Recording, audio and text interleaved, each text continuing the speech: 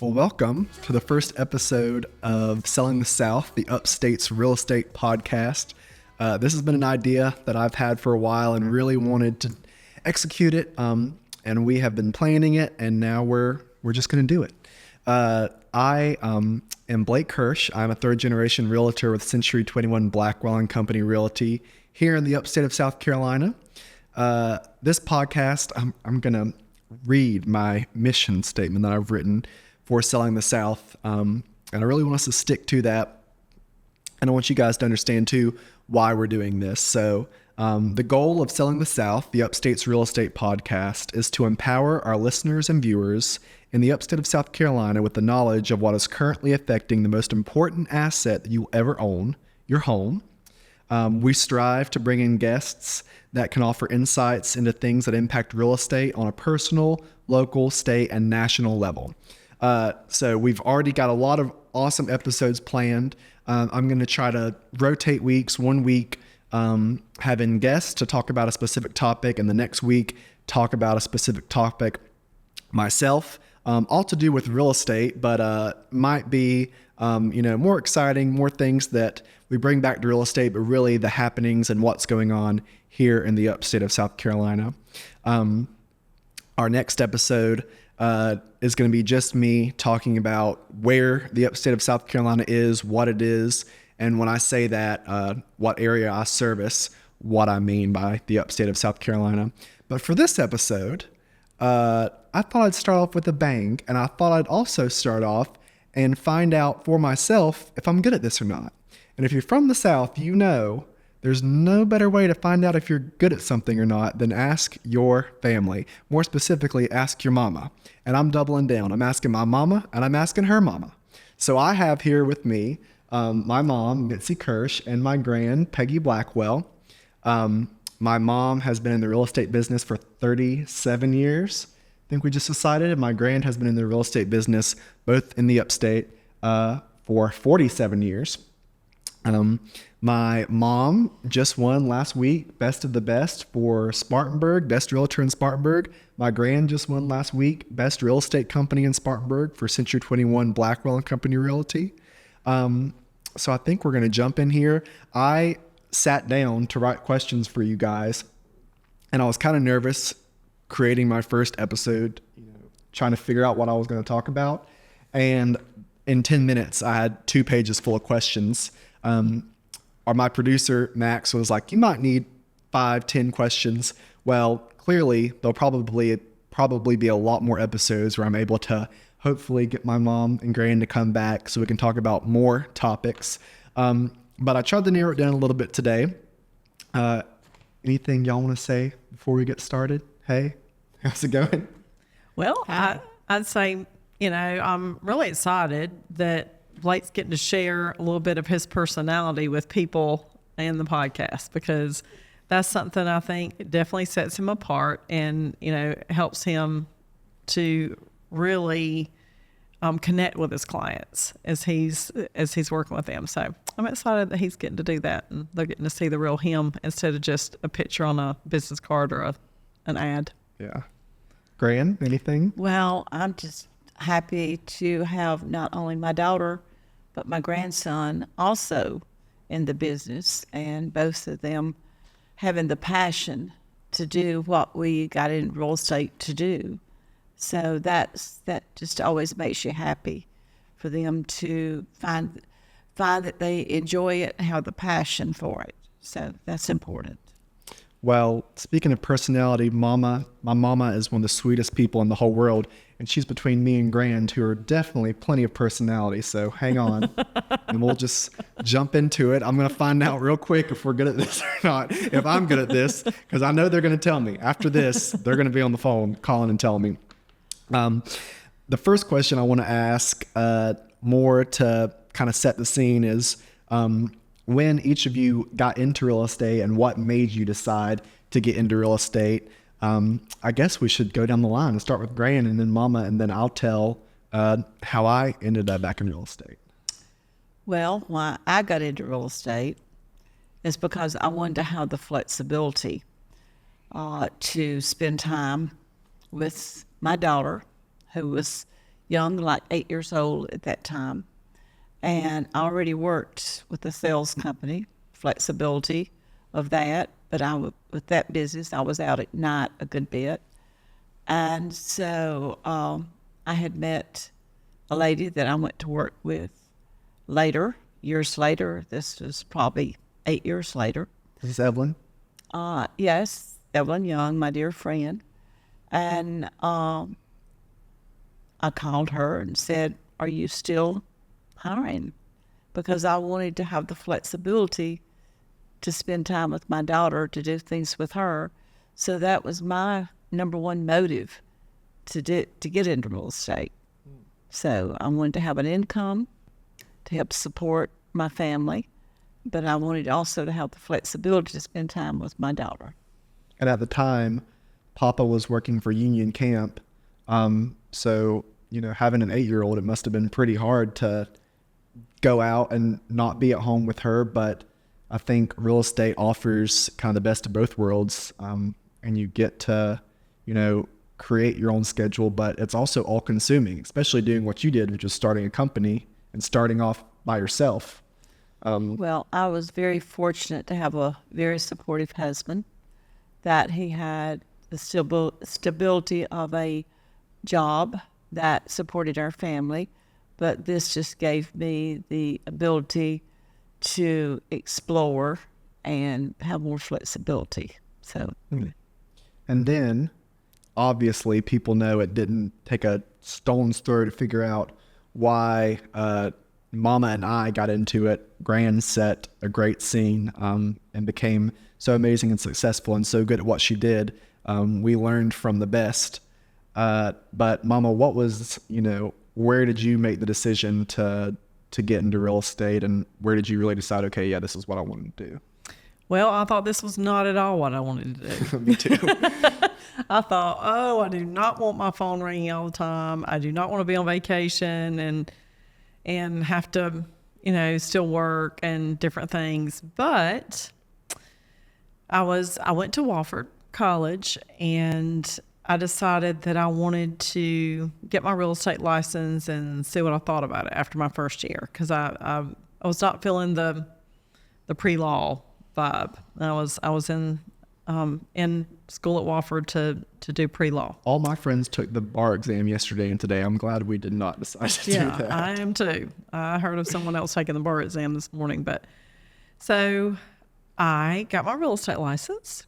A friend of mine, Bonnie Cumbo, and I went to real estate school together. We got our license, and that year I sold 2 houses. They were both $59,900 each. You could not buy a garage for that right now, but they were, and that's how I got started. I started doing that. I worked for Mama in the office too. Managed rental properties. I cleaned the offices. So believe me, I have gone from ground up. It has been crazy, to go from ground up and what we do. And there's absolutely no part of it that I have not had a hand in at this time over the years. But so it kind of stuck. I loved it. I love helping people. I like meeting people. I like seeing all the houses. I like my schedule being different. It's not monotonous, definitely not boring. And it did also give me the flexibility that I could participate in y'all's activities for both you and Bryce when y'all were growing up. Yeah, and I think also because of your personality and because you're so likable and everybody loved you to death, you quickly became the best. And it is much more fun to be a realtor when you're the best. And she's the best. So between these two, I've learned a lot. I also went to Wofford College and cleaned the offices during college. I had no idea what I wanted to do. I thought about pre-law. I went to Australia to work at a law firm, to work at a marketing firm. Golly. Went to Australia to work at a marketing firm. PR firm is what I was trying to come up with in my head. And came back here during COVID and sold my my first house that I sold was $650,000 on Lake Bowen, and they made fun of me. They're like, it's not always going to be that fun. No. And I've definitely learned that, but I really loved it. I loved, the technical part of it. It challenged me differently every single day. And truly I found that I think I had a gift for it, and it was a great way to use my personality, and also to have a flexible schedule, because I do enjoy traveling and having a lot of hobbies. And so it's nice for me to be able to work late into the night, not necessarily a 9 to 5, but most of us end up working 24/7 anyways, depending on the day. Okay. So I think that's that kind of sets the scene for, why we got into real estate. My next question was, what was the first house you ever sold? I think me and Mama answered that. Gran, well, do you remember what the first house you ever sold was? I remember the first house I sold? A little house over in Alwood subdivision, my first house. And it was a VA loan. And there were no chairs, no furniture in the house. The sales company I had been in before, we had orders that we had to fill out with a red pen. I had the contract with me. We sat down in the middle of the floor of the living room, and I wrote that contract with a red pen. I was so excited that I was getting to write my first offer. And it was, under $100,000. And wrote that offer. It took 6 weeks to get the loan even underway, and another 6 weeks to get it closed with all the red tape. And I thought, what in the world have I got myself into? Because you like stuff done. Yeah, because I'd been very successful in the other sales company that I'd worked with for 5 years. And I thought, what in the world have I got myself into? Do you remember what the interest rates were then? And it's like, is this what it's going to be like? What were the rates then? Yeah, what were the interest rates? The rates then, they were maybe 4.5, something like that. Yeah. But, as long as I've been in real estate, my highest interest rates have been 22%. So agents, just cool it. You don't deal with anything now that we've had to go through. And this business is like a roller coaster.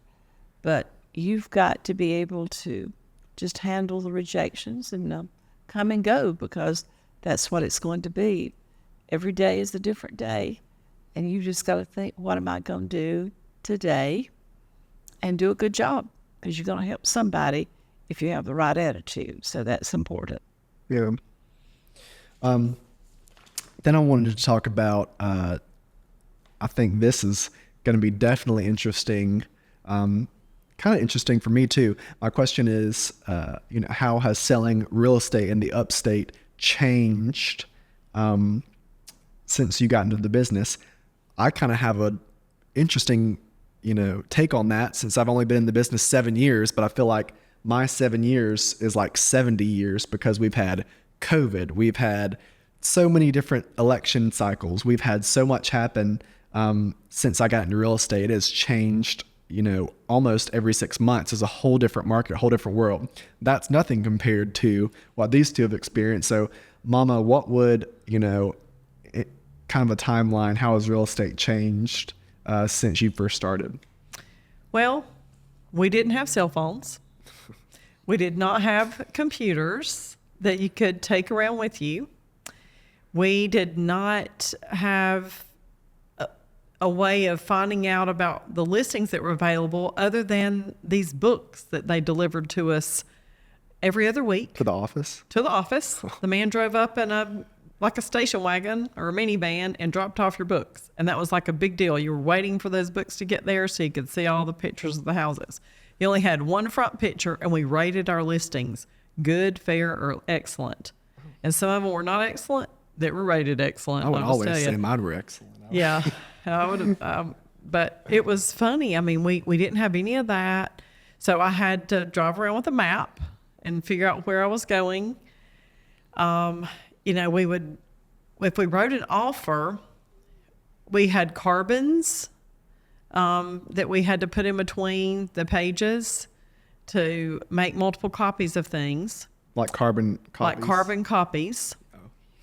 We don't know what that is. We actually had to type on a typewriter the closing statement. We would have to wait for the attorney to call you with the figures, and you would write them all down, and you would type it out on a closing statement for your clients to sign, so you would have something showing that. Oh my gosh. So it was a lot different.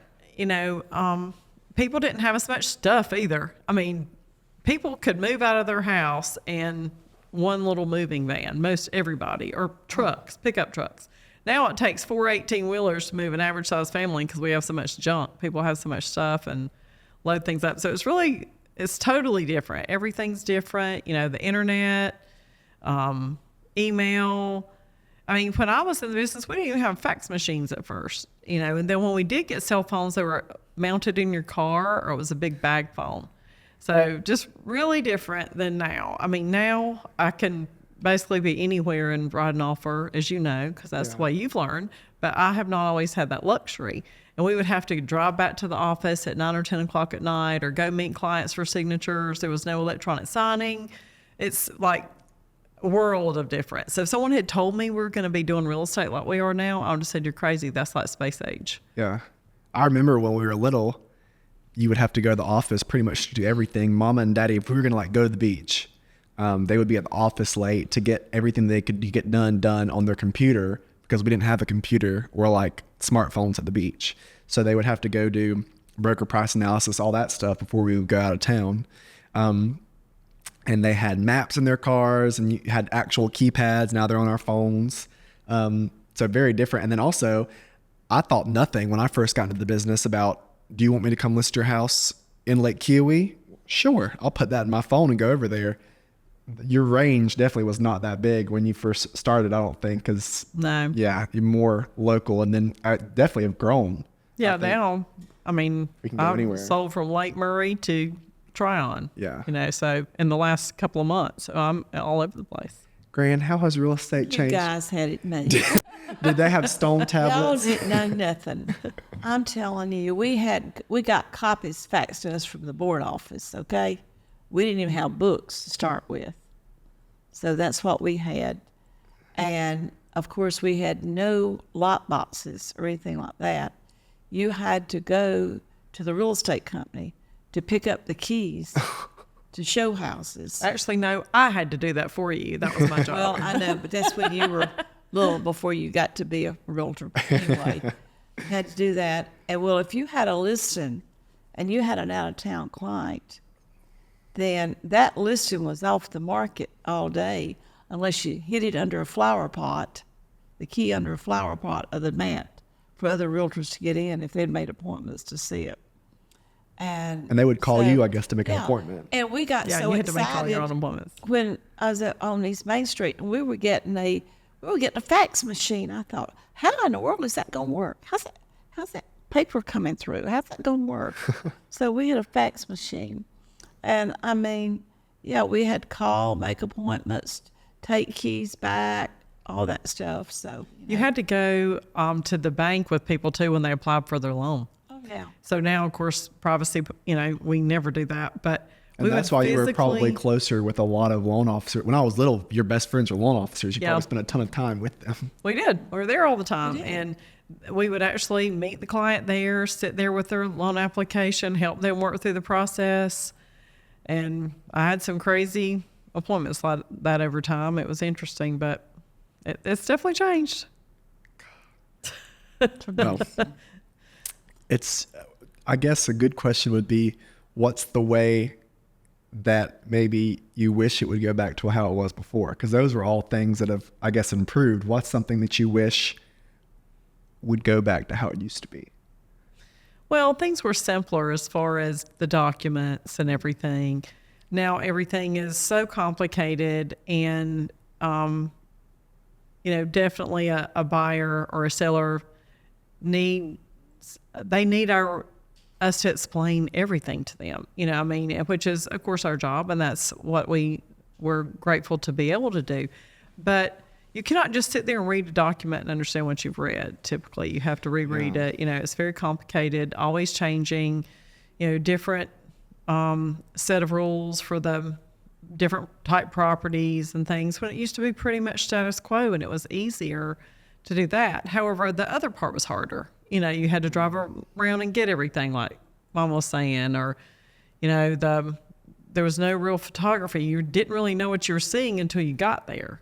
Now we have that's technology. the number one most important thing almost. Yeah, videography, photography, all that. Now we know pretty much what we're going to see. We just have to confirm that they like where it is and that the pictures are a true depiction of what they thought they were seeing. So that part is good now, but I'd say the little bit slower pace of the other things, you know, were nice.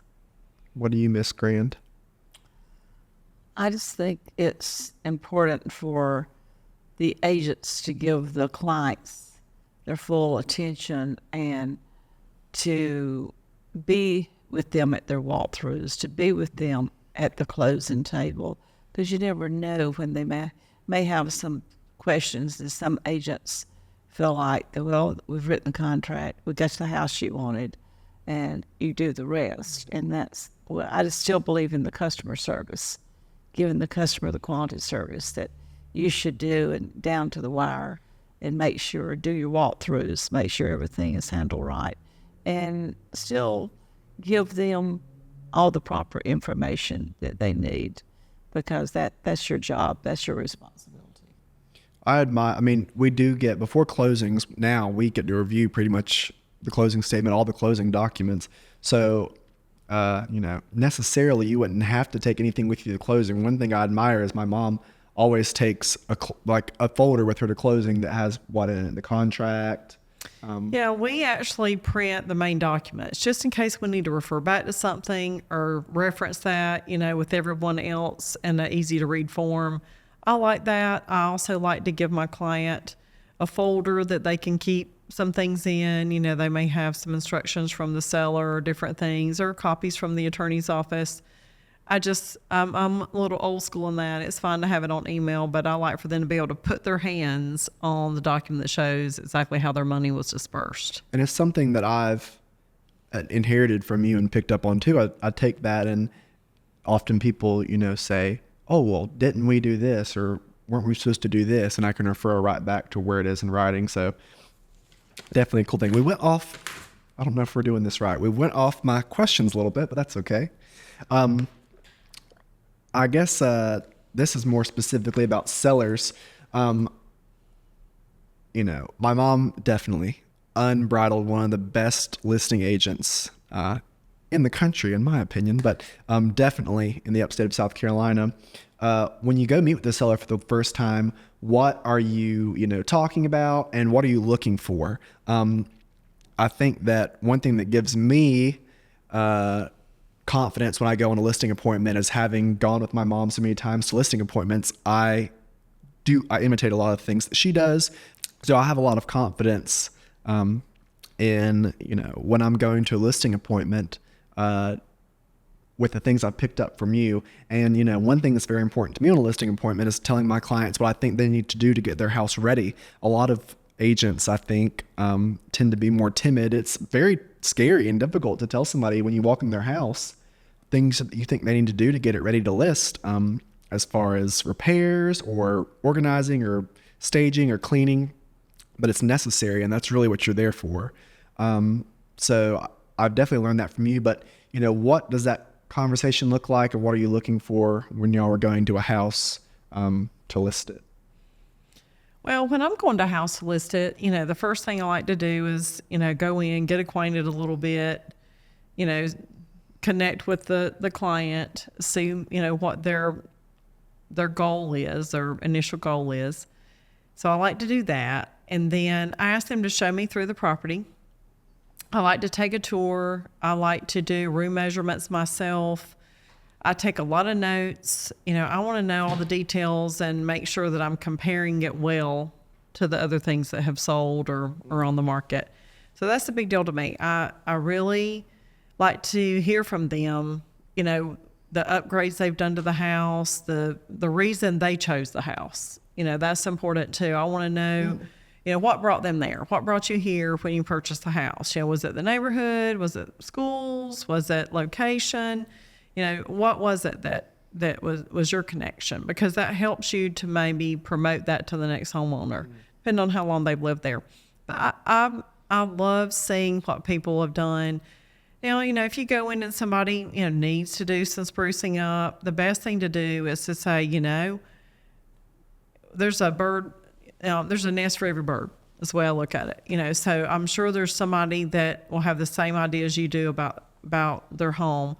But if we want to be more universally appealing, my recommendation would be to, maybe neutralize, lessen things that will be a distraction when they come through. You don't want people that are looking at a property online to think that it's going to take them a lot longer to move out because they have so much personal property showing in the photos. Yeah. So lessen it up, pack it up, clean it out. Those are the type things that are nice to talk about. And I think people want you to tell them that. I don't think they're necessarily offended by it for the most part. I think they expect and need us to help them, know what their options are with that, with what, if they're going to sell it as is, or if they're going to sell it with some sprucing up, if there's any value difference there and all. And I think that, not only do they want you to tell them that, they want to be involved too. They want to see, what can I do to get the most value out of my home? And most of them are excited, at that point too, for the listing process to start. And so they're ready to kind of tackle it. And they often have ideas of what they want to do. I think you do a great job of telling people too about the depersonalization and giving them examples of why you want to depersonalize your home before you list it. It's crazy. Sometimes you go into a house and there's a million things all over the walls, and then that's what my buyer client, when I'm walking through, is talking about. I'm like, well, let's look at the rooms, look at the kitchen, but they're not grand. When you go into a listing appointment, most of the time when Grand goes into a listing appointment now, they know that they're getting the best of the best, so they're just dang happy she's there. But what is like your most important tip for a seller when they're getting ready to list, and what do you look for when you go to a listing appointment? Well, when I go to the house, the first thing, of course, just like I've taught the agents to do, the main thing you want to do is you want to find a table to put your materials, your file down, and then you want to ask them to take you on a tour. I like to ask them, what are the features that made you want to buy this house? What stands out? What do you like about it? And find out why they bought the house and what they liked about it. And that's important because you've got to walk through and find what their likes and dislikes are. And you can't go through and ooh and ah and whatnot. You make some compliments, but you can't always tell them right off what they should do. You just got to fill them out. But you got to walk through, because when we sit down, I let them know that this is a partnership. You've hired me to help you sell your property and to get you the best price that we can. Well, there's a list of things that I need to do, and we'll cover a list of things that the homeowner needs to do. And I think so many agents, like you said, are really timid about giving a list of some recommendations of what they need to do. But, like some people like posters all over the walls. Some people don't. So you just have to be very tactful on how you handle that. But the main thing that you want to do is let them know that you're there to help them. Mm-hmm. And you sit down and you make a list and you go over. And if it is a house that they're not very good housekeepers or tidy, and you start pointing out that, our next step is to get the house ready to get on the market, but I need to send a photographer out to take pictures. And, that's going to be out to the general public. all family, friends, neighbors, everybody. So I know we need to put our best foot forward. So I can give you some recommendations here and give you some time to get things in order. And we can get it on the market to get you the best price once we sit down today, because that's why I'm here, is to give you some facts. And we have to go over the facts. And you can't do like some agents want to do, go out. And you even tell some of the clients is go by the sound system. Whatever that client says that they want to get in the next house, you agree with them. You're a professional. You have to sit down with them. You have to go over the facts and explain to them, this is what the value is. I know you need X number of dollars, but we've got to take step 1, 2, and 3. And my job is to do the best job I can for you. Yeah. Well, I was going to add that, something that we really bring to the table and I think we do well with is we have a list of contractors and professionals that assist us with helping clients ready their properties. I think one of the most intimidating things for a lot of people is just getting some things done to their home because they can't find anybody that will show up and actually do the work. And we have people that help us with that process. And we use them routinely, so they're dependable, and our clients can rely upon them to do the little fix-ups they need to do to be ready for the market. And a lot of agents just don't even have a clue as to who to call, so that's very, very helpful. It's very difficult now. It is hard. It's really lucky that we have who we have because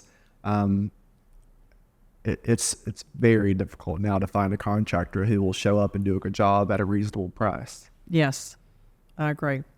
That's one of the things. So having that whole team, so the repair people, of course, we're the real estate piece, and a lender that we can depend upon, and attorney that is really good at real estate closings, or the surveyor that we need, or photographer. I mean, there's so many hands that touch a real estate transaction. If you really have to count every single person that's been involved in it from start to finish, you can't. I mean, that's one thing the real estate market really does. It really drives the economy. And I think a lot of people don't realize how much it does do that until they sit back and try to think about everybody that they had to have help them with their home sale from start to finish. The behind the scenes part, I think they just don't realize a lot of times. Yeah. And I'll add too, one thing that I tell people when I go in to list their house, especially, I work with a lot of younger couples. Their house might already be kind of like a show house. It's their first house. They don't have a lot of stuff. They keep it pretty nice. And I was coming over, so they straightened up. I always say, we're getting ready for our pictures. Just act like you have company coming over. You're getting ready for a party. Get some flowers for the kitchen. Make everything look nice. Open all the blinds. Make it as bright as we can. That's one thing I do. And then something I think also that none of us mentioned is I like to ask them, obviously, what they've done to the house since they've lived there. It's really important now, especially in new construction communities where a lot of the houses in there are the same. What have you done in your sometimes just 1-2 years here to add to this house that helps it stand apart from the others? I think that's definitely really important now. Certainly important if you're doing a full reno or flip, or you've lived in a house for 20 years, but even more specifically in new construction where you have to stand apart to be able to even, have a chance at getting a price that you want. Then let's do maybe a buyer question. What is some advice that you guys would give to a first-time home buyer buying in the upstate of South Carolina? Maybe what area would you encourage them to go look at? And what kind of house would you encourage them maybe to look at? What would your advice be for a first-time home buyer? Let's say that they're not from South Carolina. They're moving here from, they own an apartment or something in Chicago, New York, New Jersey. There's a lot of people doing that right now, moving here for that. So what would your advice be to them on your first phone call? Well, my first phone call would be to ask them how they're planning to pay for their purchase. If they're going to need to obtain financing, then at that point, I would recommend that we go ahead and help them get pre-approved for that. That's the biggest thing, because I have no idea what price range to help them, start looking for homes in, and they don't even have a clue, what to do with that. Even if they have a certain payment that they think they can afford, they may have things that affect their ability to afford that, such as student loans or, car payment, or just, their credit card debt that they ran up when they're in college. I mean, there could be all kinds of things that kind of give them a little bit of a difficulty with their process. Also, they have to have a certain number of lines of credit, so some people don't have any credit at that point. They have to build credit and show the bank that they, can repay for the mortgage. Yeah. So that's something, that would be the first thing. And then, sit down with them once we've established a price range and decide, okay, where they're going to be working and, if they need to commute every day, what they want that commute to look like, so we can set some parameters for a home search area. So that's usually what I do. I start with a pre-approval step and kind of branch from there on their wish list, because it really depends on what they can afford. Yeah. And the average price of a house when I started real estate was less than $100,000, of course. Well, now it's, closer to $250,000, the average price of a house. And it's even hard to find anything in that price point or marketplace anymore. $300,000 at least nowadays. It's definitely, if it's $250,000 and it's really nice, or $250,000 or less, it's off the market immediately. Yeah. If it even ever makes it on the market. But that's kind of what I do to start with for first-time home buyers. Yeah. Gran, what would your advice be to a first time? You gave me lots of advice when I bought my first house. I have a family full of realtors. So when I bought my first house, I got lots of advice. So what would your advice be? Well, the first thing, you've got to find out what their wants, what their needs are. Then you have to reel them in to find out what they can really afford at the time. Mm-hmm. And I always tell any client, we need to get a pre-approval up front to make sure that we can find the right house for you, because I don't want you to find something that you fall in love with and we haven't done the pre-qualification, and then that's not in your range. And I don't want any embarrassment for you, because our job is to make it easier for you. So these are just the guidelines that you, as a new homeowner and buyer prospect, that you have to look at. You have to look at all the facts. And so I just wish there were more classes in schools to teach the young people about how the world really operates. About credit and how it affects your ability to purchase a home, all those things before they're, offering them a credit card application. Yeah. Right. I think one thing that is very different about real estate now for what we're experiencing in our market is there's so many people from all over the country and all over the world moving here. There's very often that I'm selling somebody who's my age their first house. They've never even been to South Carolina before. They're getting moved here for work, or they've decided to move here because they've read online it's the number one place in the world to live. And they are, coming here fresh, and they really rely on me to tell them all of it, to tell them what areas they should look at, to tell them what specific neighborhoods in that areas would be good for a transplant, to tell them everything about the real estate process. So certainly I think getting the main thing, which is, your pre-approval, what type of house you can qualify for out of the way first, is necessary, because we have a lot of ground to cover usually. And sometimes they're here for one day and we have to find them a community and a house, which is definitely the case. Then I thought this was a cool question. And I think, we could answer it probably a million different ways, but what is your favorite deal that you've ever closed, your favorite deal that you've ever done? I would say my favorite deal, probably to this day, that I ever did, was my first deal, which was for my friends, the Gilberts. Their daughter, Erica, was my best friend in high school. She was Down syndrome. She passed away, and they decided to move. And there was really not a lot that I could offer them, but I could help with real estate. That was one thing I could do to help. And it was really nice. And I think that's one thing that kind of gave me the real estate bug, was helping them find a house that kind of helped them settle themselves and have a change of pace. And they moved to the lake, and they were excited about it. So I think that would be one of my favorite deals to this day. Definitely probably one of the most rewarding deals. They're all, have something special about them. And certainly the most important part and the most fun part is getting to know the people. But what would your favorite deal, what sticks out in your mind? You don't ever forget your first deal. Yeah. But I've been so fortunate over the years to have so many good clients, transactions, whatnot, that I can't narrow it down to just one, because it just gives you satisfaction when people are happy, they get excited. It's their first home or whatever the reason is, because there's so many different reasons that people buy and sell houses. So many over the years that you just want the customer to be happy. When you feel like they're happy, they've had a good transaction, they're excited about it, and that makes me happy, because we deal with people for happiness, for sadness, so many different things that we deal with over the years, and you just want to give satisfaction to that customer or client.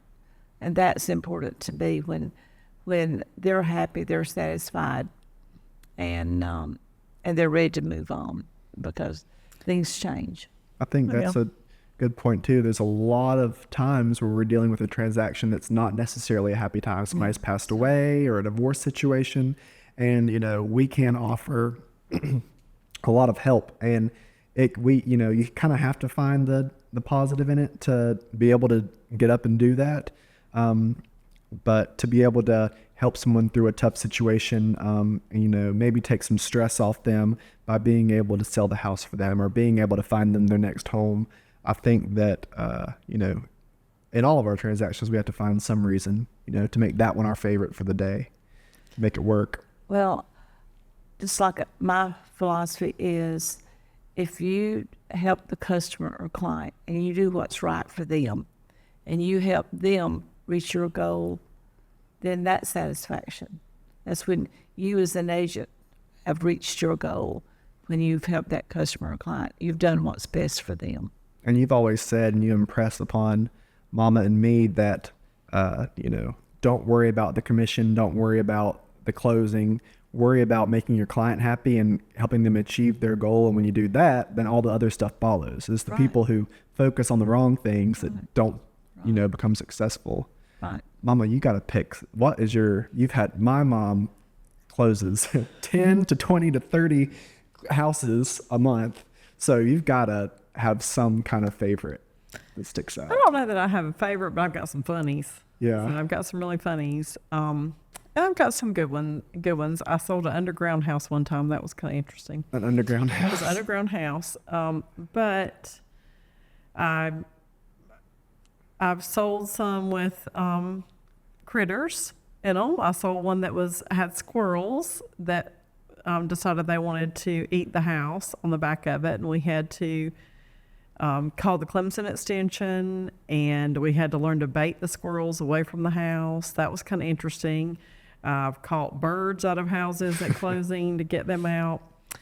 But years ago, I had a closing with a mother and daughter, and they lived in a housing project in Spartanburg, and they wanted to buy a home. They were very determined to buy their first home.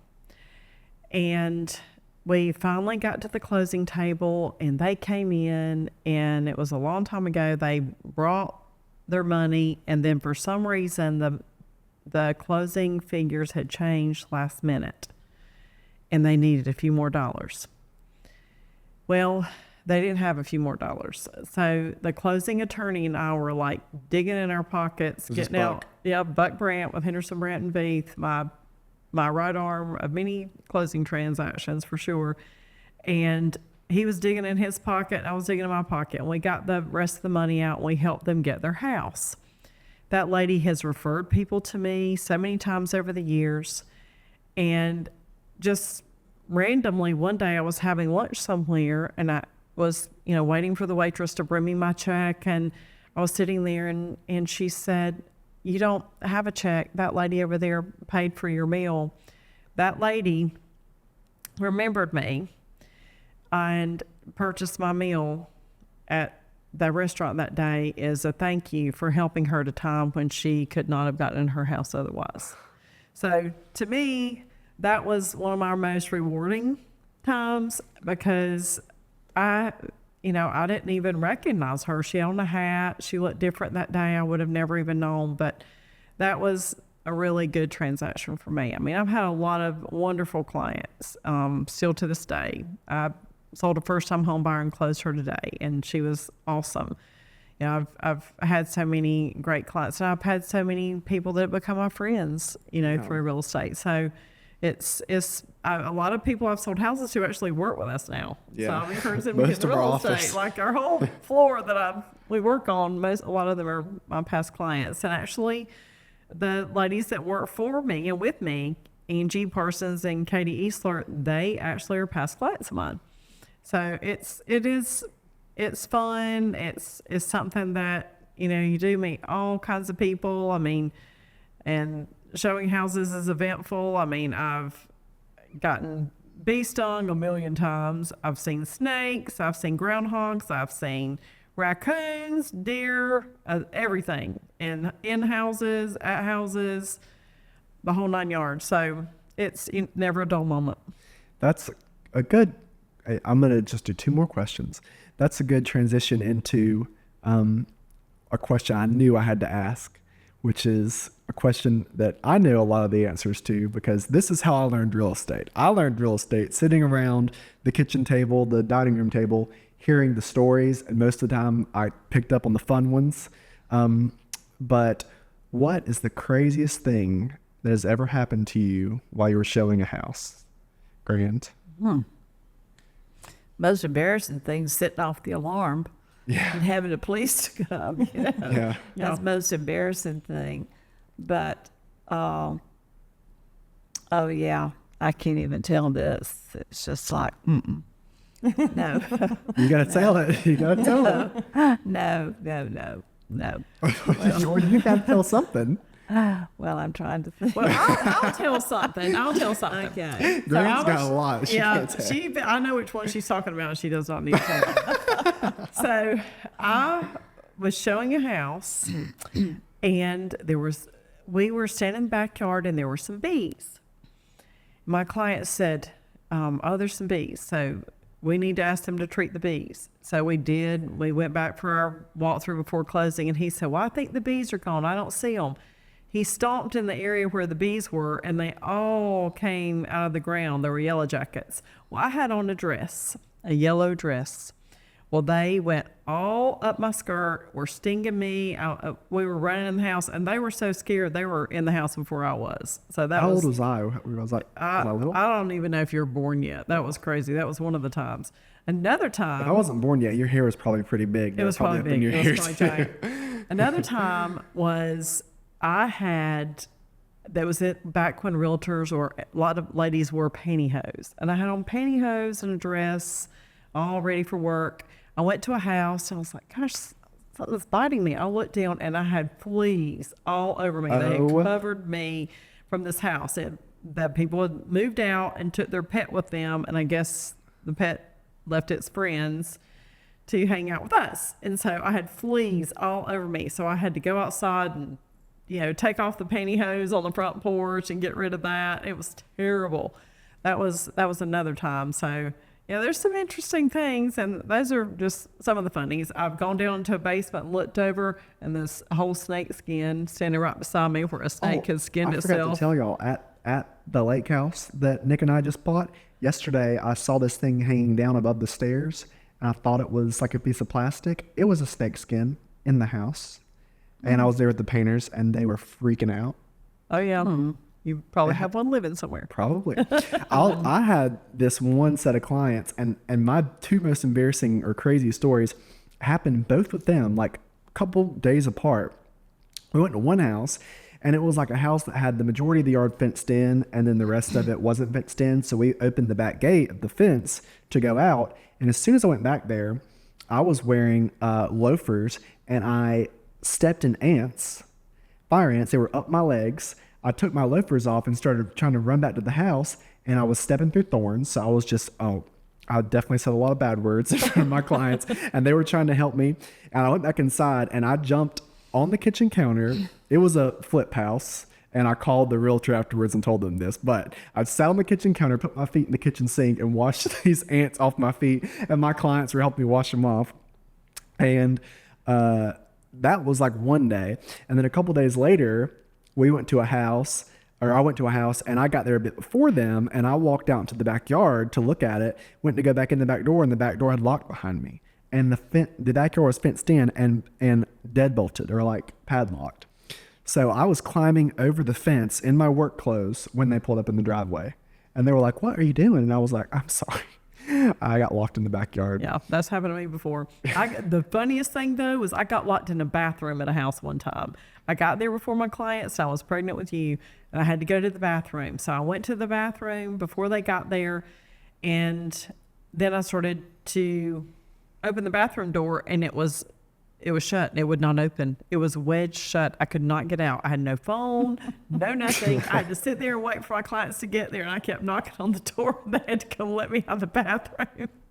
It was embarrassing. Gran, you have got to tell us. I know you have some crazy stories. Something's happened to you. Well, I won't tell the whole story, but sometimes, when people aren't supposed to be in a house, they are in a house. You're showing a house. Oh, I know the story and now. You start to open the door, and you thought, close that door. There's people in there, And they weren't supposed to be anybody there. So I don't think they were clothed. That was a little embarrassing. And of course, back when we did wear hose, and that's when we used to go around caravan, and we didn't just look on the internet and look up the pictures of the houses. We physically went out in carloads and caravaned. Like with the office. I had a carload of agents in my car, and we got back in the car, and I thought, what is that on my white hose? We used to wear hose, women did, and white hose, and I had fleas all over me. And so I said, "Everybody out of my car right now." So we jumped out of the car, and everybody started knocking and getting fleas off. Oh. So, we have experienced a lot, and how things have changed because so many agents don't take their business for granted now. I mean, they take it for granted, and they don't try to present themselves as professionals, and they dress just like they're going to the beach or whatnot, when they're out working with customers and clients, trying to help them find a home to move to, make it one of their largest investments. And I'm just old school. I think if you're going to work in a professional job, you need to dress professional. And there's so many out there that do not do that a day in time. Gran holds everybody accountable to that. She does not like you to wear jeans to work. She is definitely keeps people accountable with how they dress for work.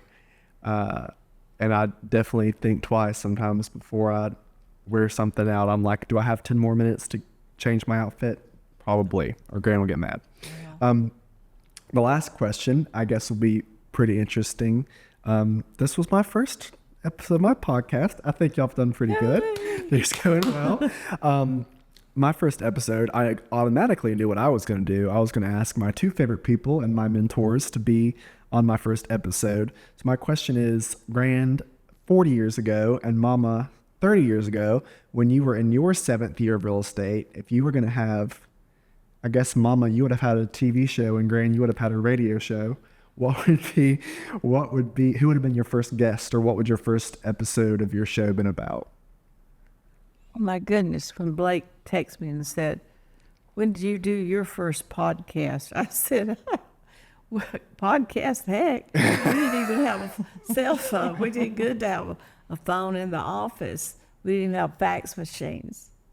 Whatnot, we had typewriters, no So computers. what would have been, if you had your first, like if you did a show and when you were only in real estate for 7 years, 40 years ago, what would have your first episode been about, or who would you have had as a guest? Well, who would have I had for my guest? Yeah, maybe Evelyn. I would probably had an Evelyn. Yeah. And probably Buck Bryant, Yeah. my attorney. Buck's going to be my next guest. Yeah. Buck's been So I've all passed three of our attorneys. generations. I mean, he should be very thankful of all the generations of work that he's got, and we're very thankful for him. Definitely. Because he has done an awesome job, our not attorney. only for us, but for many other agents. And So I Evelyn really- was Gran. Evelyn's passed away. Evelyn was Gran's best friend, and originally her boss in real estate, but then her number one competition and best friend in life. And so that would have definitely been an interesting episode. We would have had to do a much bigger set because they both have giant bouffant hair. Evelyn had black hair and Gran had blonde hair. Can't knock hair and beauty shop, because that's how I met Evelyn. That's how you met Evelyn That's at the how I beauty met shop? Evelyn at the beauty shop. Yep. When we did wear the beehives and all that. It's called the Red Carpet Salon. Yes, so whatever. And Well- Roger was our hairstylist, so we might sit 2 hours and wait on him because he was very special and did it just like we liked it. So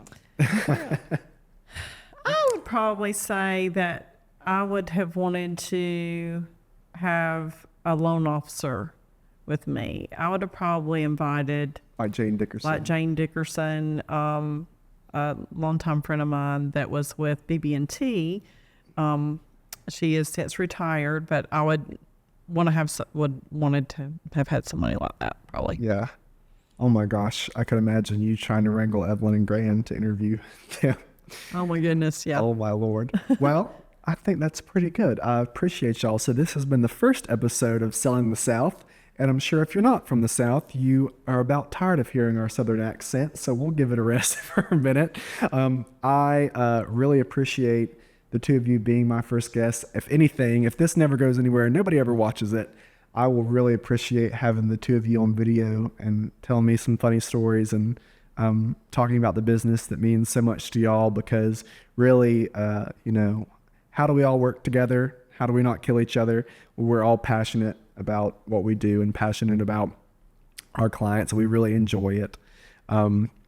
And this has been very special to hear some of y'all's stories, and hopefully we'll have them on. Will y'all agree to come back? Will you be on again on the podcast? depends on how again? much you're paying us for today. Oh, we haven't cut the checks. I'll be on again. I think it's funny. You'll I be on enjoy it. again? Yeah. Well, I think it was great. One thing that I definitely want to do, and I want to say is, I think the Upstate of South Carolina is one of the most giving and philanthropical communities in the whole country. Specifically, Greenville and Spartanburg have some really amazing nonprofit organizations, and I want every episode to highlight one and support one. For this first one, I think that my mom and my grand, we would all agree that we would highlight the Cancer Association of Spartanburg and Cherokee counties. It's a nonprofit organization that helps anybody who's currently going through cancer treatment in the Cherokee County and in Spartanburg County.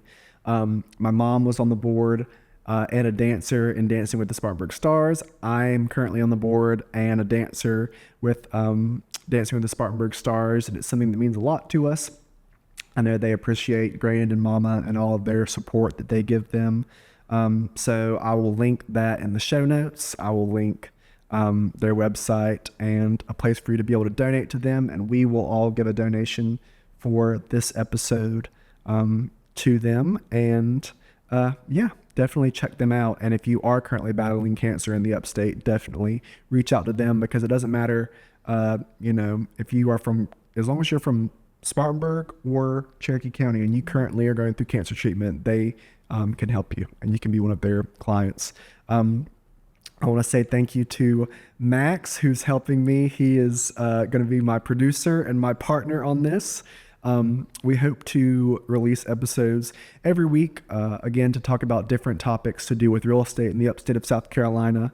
I think we're going to have a lot of fun. I think we're going to have a lot of really interesting conversations, a lot of really interesting guests on the show. Many guests are going to be people my age, but then many guests are going to be people who've been around this business as long as Gran and Mama have.